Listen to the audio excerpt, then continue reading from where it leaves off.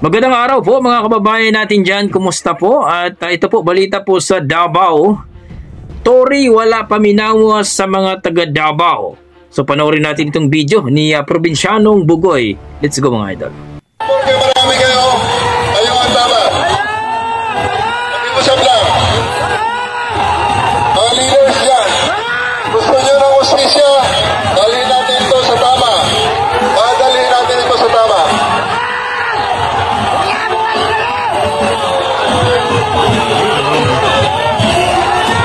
Nagkagulo na sa Davao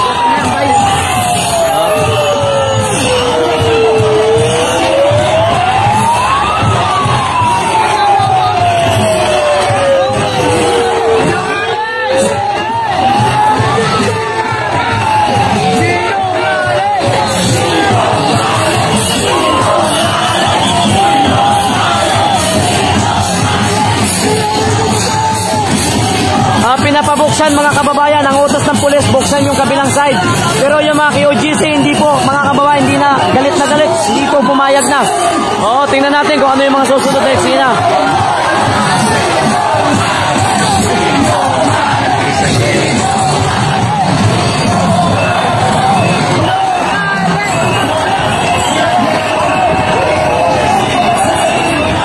Okay, all stations. Tatabi natin ang ating truck. Pagkatapos ay paligiran nyo ng TDF. Buksan natin ang isang side. Buksan natin ang isang side.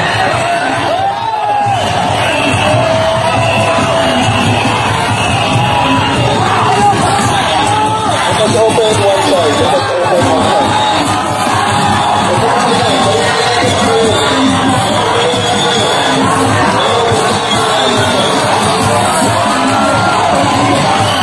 Lalo mga kababayan, kasi nga po, inuutos niya na buksan yung kabilang side, pero hindi ko alam kung anong mangyayari. Abangan natin. Daming pulis, oh. Sige! Atras kayo! Atras kami!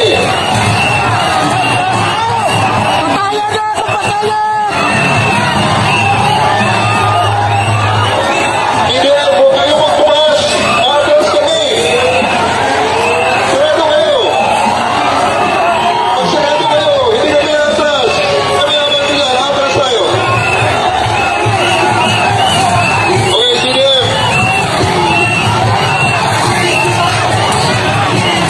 Atras pa! Sige pa! Atras pa!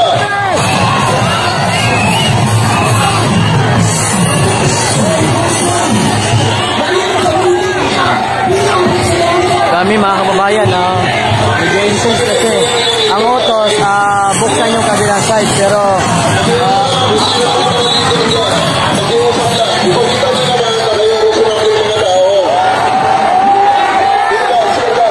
hanggang dito ka lang, huwag kang lalagpas, gano'n ka lang, para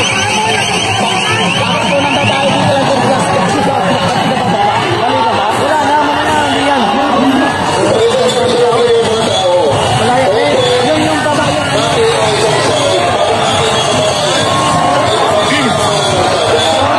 Wala yan.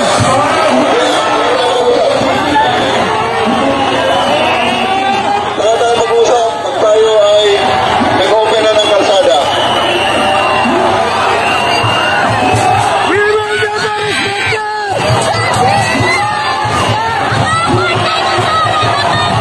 Yun na mga kababayan, medyo nagiging intense po ang sitwasyon. Talagang galit na itong mga kababayan natin dito po sa Davao City. Ayaw na po pakinggan si Tory mga kababayan kasi ayan talagang sobra-sobra po ang ginamit po nila yung dito mga kababayan. Arresting, dito kayo sa likod ng CDM. Dito sa harap ng truck. Arresting sa harap ng truck. So tingnan nyo po mga kababayan, ganyan po ang sitwasyon dito. Ano. Kunti na lang po.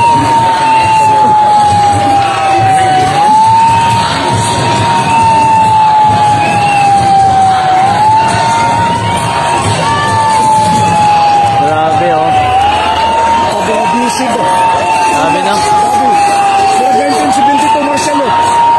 Bukas mas dadami ito kasi araw ng ano bukas eh. Bayani. Okay, mas dadami ito bukas. Manila din yung iba. Ayam na sa KOGC. You're not, okay. I'm not a member of KOGC but I support. Dito sa mga ano. Sa Davao guys. Yes! I agree. I'm not a member of KOGC but I support. Also we'd like to release there. Yes. Parang, parang last 19, itong martial law that time? 1972 nung martial law. Grabe. Nakikiusap po kami dito sa sasakyan. Kasama natin sa puti.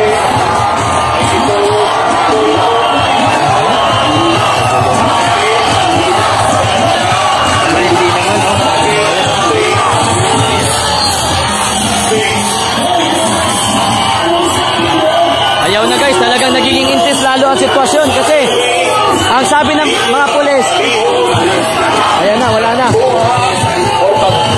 Tangtang ang sakyanan na puti. Diha sa sino sa ato ang break. Mamalihong pin sa ato ang driver. Nabahoy naghawin sa yawi ang sakyanan. Kung mamahimo, ipadapli na ito. Lalong umiinit mga kababayan ang sitwasyon. Ayan. Ayaw talaga.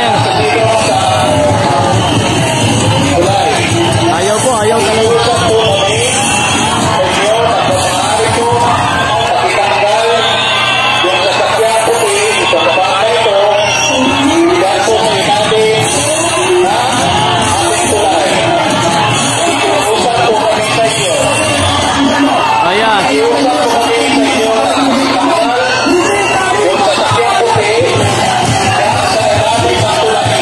Ayan, hindi pa rin. Kung sa driver, aming sakyanan na puti, sa toong bahid sa atong tulay, kung mamahimo, ipadapin na to na siya. Kung anyo sa driver, kung mamahimo, ipadapin ang sakyanan. Batik na wong. Dito, kung asa, di siya makababag Sila nakiusap. sa atong daan. Pagbigyan. Kung anyo ninyo, palihog lang. Nakiusap. Malihog sa driver. Ipadapli dalang puting sakyanan. Wala na ba yung sa sulod? Wala na. Na naa sa tuwang bahid, na naa sa ilalong sa tuwang tulay. Nakikiusap ko kami sa inyo. Nakikiusap ko kami na pakitanggal po yung puting sasakyan dyan po sa ilalim ng tulay. Yung puting sasakyan, nakikiusap ko kami.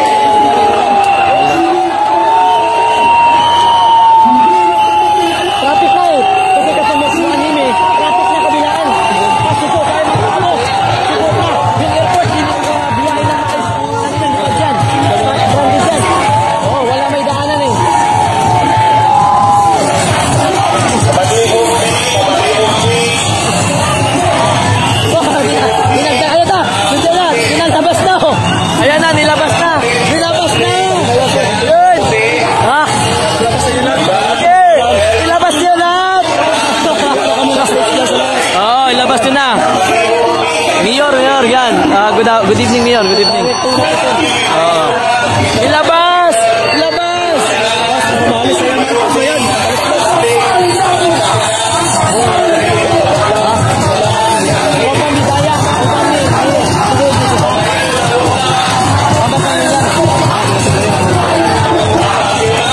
Lalong luminit. Sige, labas.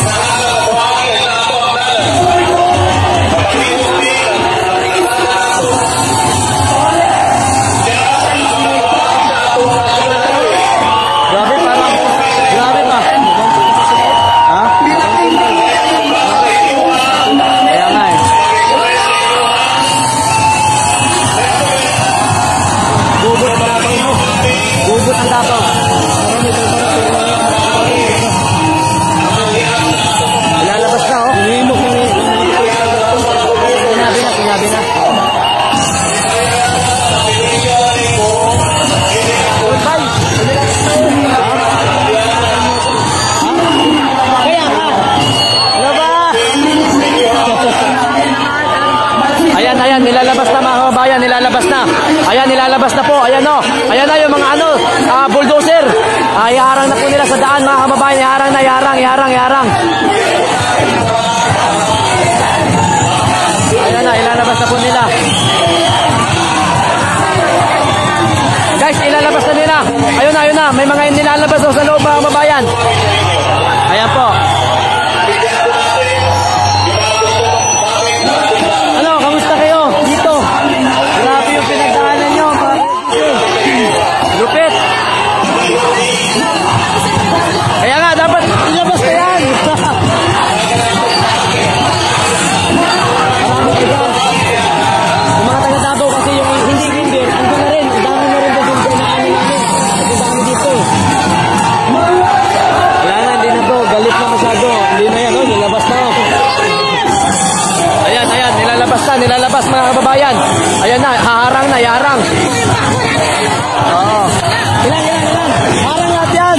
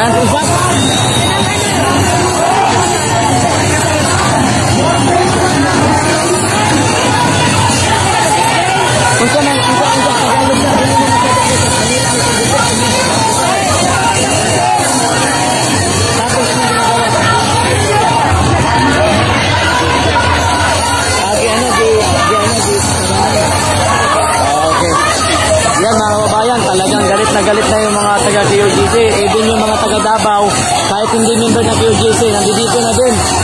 Oo. Grabe dito mga kababayan. Tingnan nyo. Ayan o.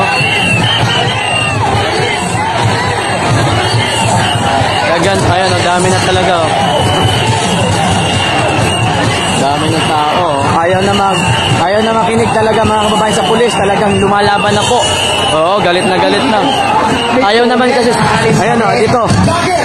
Pinapinggan mo mga pakiusap namin sa inyo. Tama!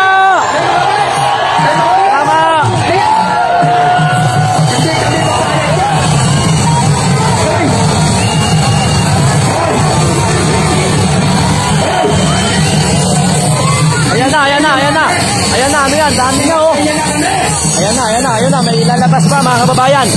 Ayun na, harang na dito. Wala na mga kababayan. Kailan? Dito sa gulod.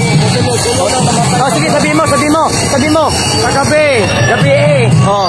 Pumanaw kasi. Pumanaw kasama namin yung isa. Tapos yung lima, atake. Tapos sunod ang tatlo, atake.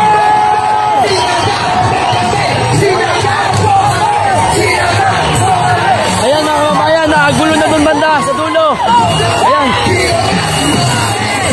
Dito mga kababayan.